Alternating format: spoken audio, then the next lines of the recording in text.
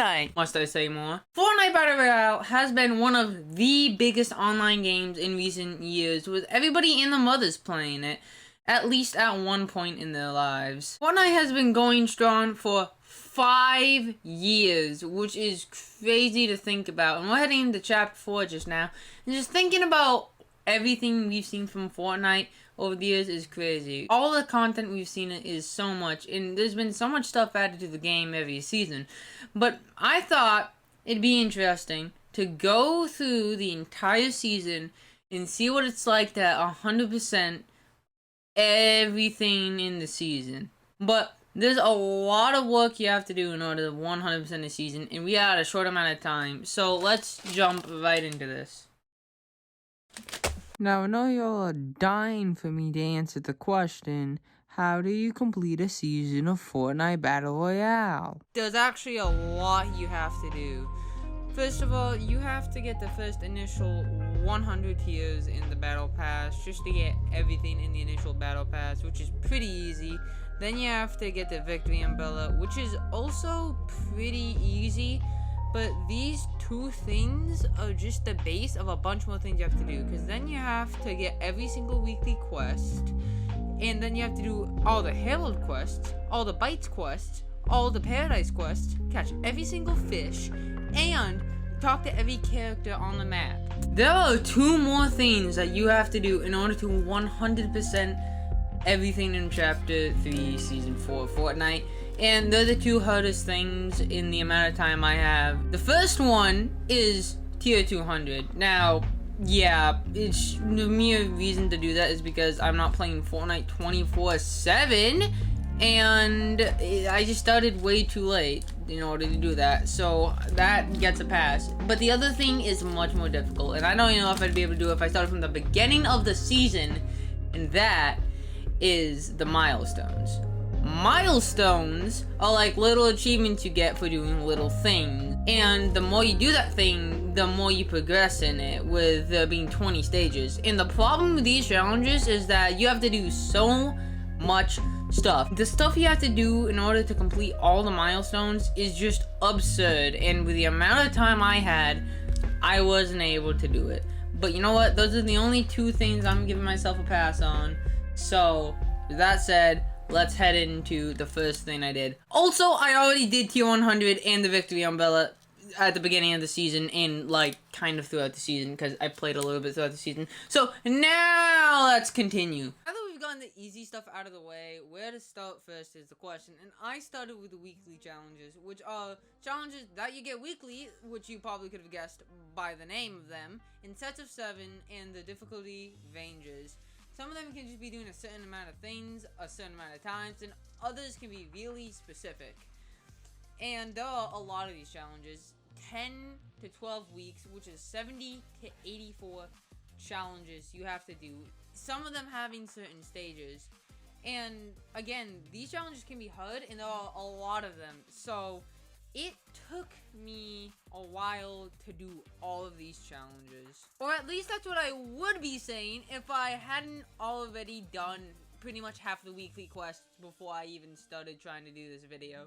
So, could have been a lot worse than it actually was. So, we did all the weekly quests, and it actually wasn't that hard. But I still had time left in the day, so I moved on to the Herald's quests. Herald's quests are quests that you do to unlock, well, the Herald stuff.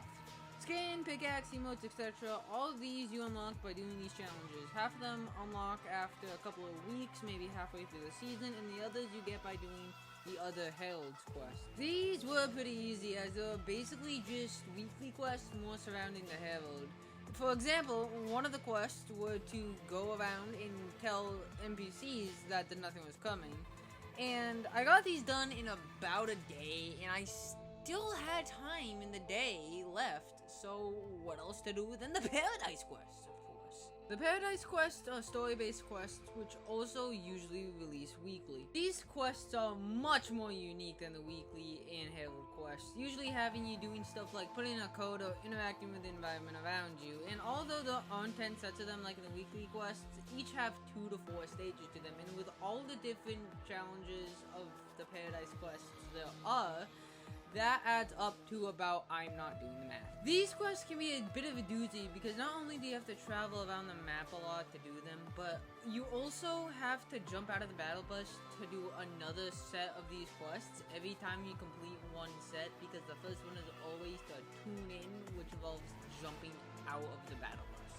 Doing all these challenges may seem like a lot, because it is, but I got them all done in around one day, which we will be labeling day 1 of 3. And honestly, it hasn't been so bad yet. Like, there's been a decent amount of stuff to do, but at least it hasn't been annoying to the point where I want to throw my controller at the wall yet.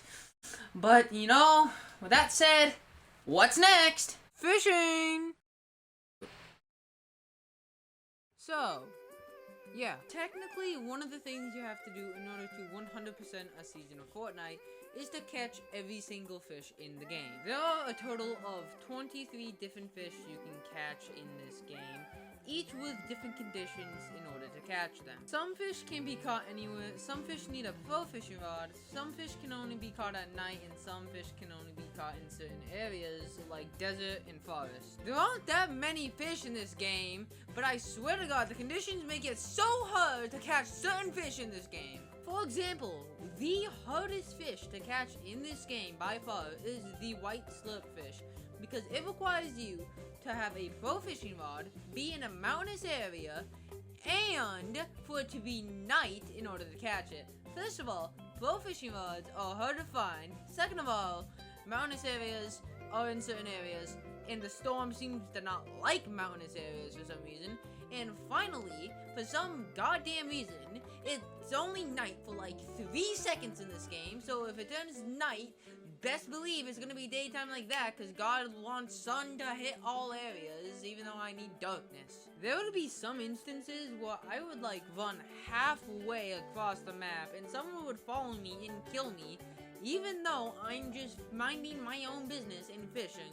Like, kid, I don't care if you want those victory royales. Fuck off. Well, actually, they're not all that bad. There was one match where a Ryu was shooting at me and I emoted, and the Ryu kind of just emoted with me and then left me alone for the rest of the match. So, I'll be honest, that guy was cool. Fishing was a lot more annoying, as you could guess. But you know what? We got it done. That took about all of day 2, so we're moving on to the hardest thing, to the easiest thing. Talking. Fortnite has these NPCs around the map that you can talk to, and yes, they do keep track of it, meaning you have to talk to all the NPCs. Just to keep it short and sweet, this is pretty easy, nothing hard here. There are 2 to 3 NPCs that don't spawn, but like, it's really easy to talk to everyone. It should not take more than 2 hours. It did not take me more than 2 hours. And look what you get, another accolade. This didn't take that long. In fact, it's the easiest thing to do in the game. There's only a few of them, and the most annoying part was some NPCs don't spawn. But other than that, it should only take you 2 to 3 hours, and it did for me. So, the final thing you have to do in order to complete this season is Bites Quest. And, can I tell you a little secret? I didn't do them. Okay, so before I explain, let me just explain what Bites Quests are. Bites Quests are challenges you do in order to unlock pickaxes for bites, and every quest revolves around different things with the chrome. These quests can range from killing people with chromed weapons, driving in chromed vehicles, and even chroming people, whatever the hell that means. There are 14 different Bites Quests, and half of them are just tuning into TVs to get a mission for the quest, and then you do the quest to unlock the pickaxe.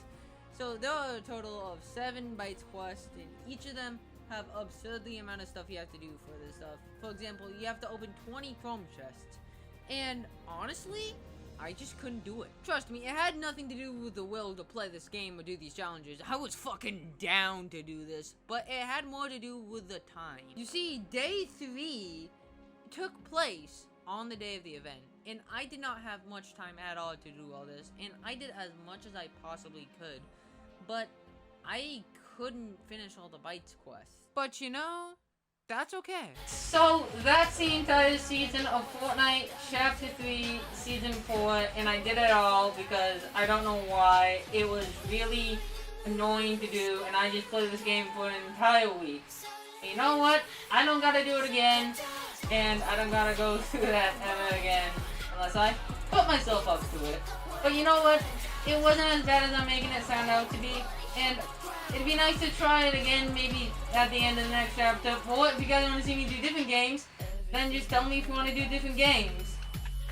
And I don't really know what else to say after that, so if you enjoyed, like, subscribe, so I'll see you guys in the next one. Bye-bye! Well, this is certainly something.